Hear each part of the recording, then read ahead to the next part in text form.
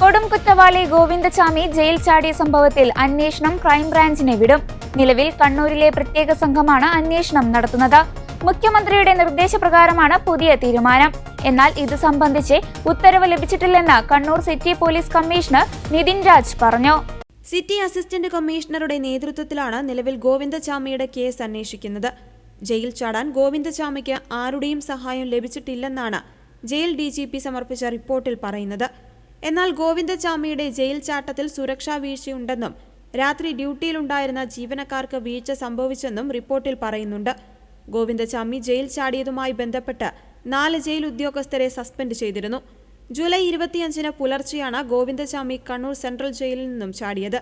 തുടർന്ന് ഇയാൾ quarantine block വഴി കറങ്ങി മതിലിനടുത്തെത്തിയെന്ന് ജയിലിലെ CCTV ദൃശ്യങ്ങളിൽ നിന്നും വ്യക്തമാണ്.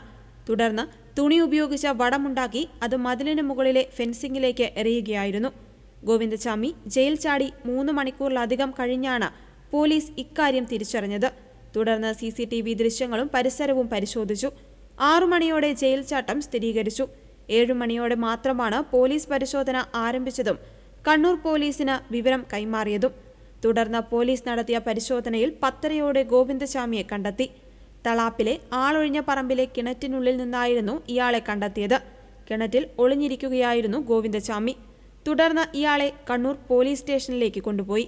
പിന്നീട് ഗോവിന്ദചാമിയെ വിയ്യൂർ അതിസുരക്ഷാ ജയിലിലേക്ക് മാറ്റി.